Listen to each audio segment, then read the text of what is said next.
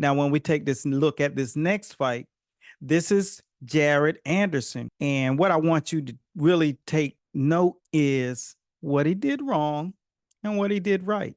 Literally, I've watched probably 47 seconds of this fight, which was 31 seconds longer than I needed to.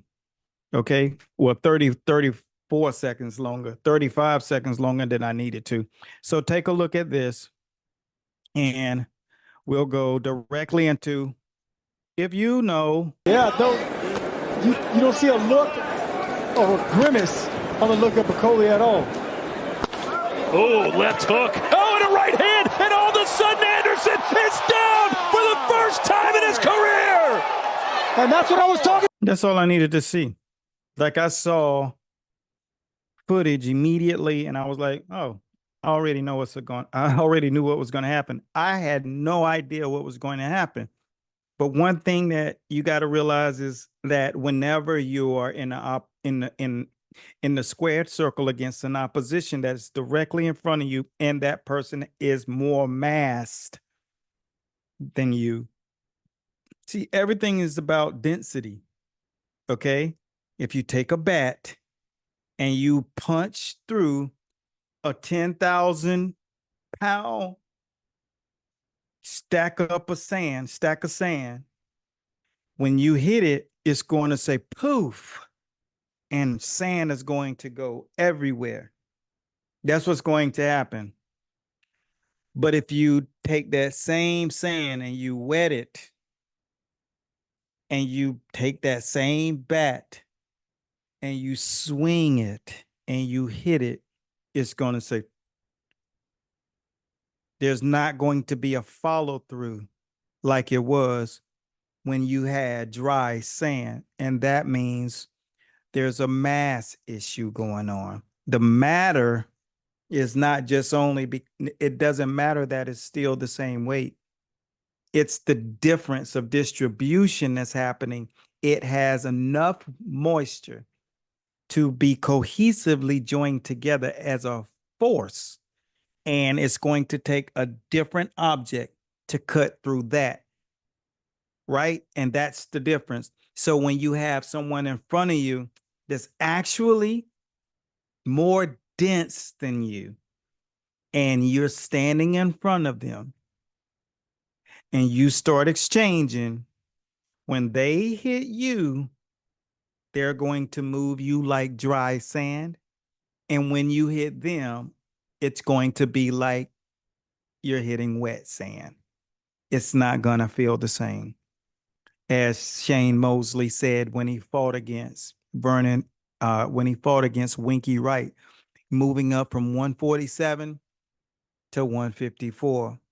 When he did that, what you saw happen was Shane Mosley was able to hit him. And when he hit him, he said, I never felt that before. And we're talking about a knockout artist, a man who's knocked out 35 of 38 men as a professional, as a prize fighter. He went up 7 pounds, not 70. And he said it was like I was hitting him with pillows. Literally, Winky Wright drops his hands down and Shane was hitting him in the face with Winky Wright's hands down. You can pull that up on YouTube. Shane Mosley, Winky Wright. Winky Wright holds his hands down. That's when a fighter understands the difference between density. Moving up 7 pounds is the equivalent of 20 pounds because that other man is coming down from the 178 to 182 weight class when he's fighting at 154. The guy who's fighting at 147 typically is weighing 158 to 163. So you're talking about 20 pounds of mass. The difference, you're not hitting, even when you're sparring with headgear and 16-ounce gloves. But when you get in the ring on fight night, you got on 10 ounces and no headgear. The speed of the fight, the intensity of the crowd, the energy, things are on the line. It's a different beast that night When you spar, you're at home. It's chilling. You get in the car when you're done, you go. Your friends are there. When you walk down that aisle and you realize you're about to fight Floyd, all that reality comes and settles in. You watch those Olympic athletes when they're getting ready to run out of the blocks. You can see them all panting.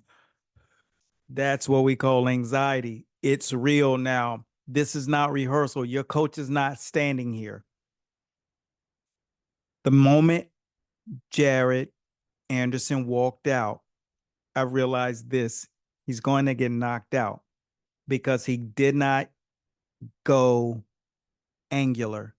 And if you don't go angular, what's going to happen is you're going to get your ass knocked out. And that's what happened. The minute he went there and tried to go toe to toe, that was all ego. And then he went back to the corner. This is where his corner dropped the ball. Let's get on our back foot and box him laterally. So he never has the opportunity to get going. He never gets the opportunity to let his hands go. He never gets the opportunity to hit you with the uppercut when you're in the Philly shell, bobbing and weaving and crouching is what we call it. So he's in the crouch. See, that was created in Philly. You get it?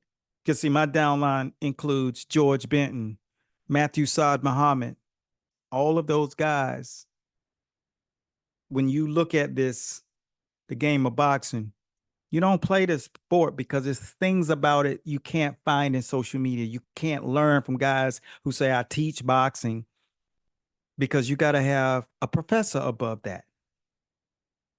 And the professor enshrines your level. See, our professors, they all had a multitude of champions. They've written the book of boxing. That's where everybody learned from. All of the educational stuff that's out there, those are the guys. That's my downline. You can't find it anywhere if they didn't put it out. There are things they're not going to put out. They're going to tell you the basic stuff. They're not going to tell you the stuff where it's required to know in prize fighting, because prize fighting is not boxing. It's a different profession.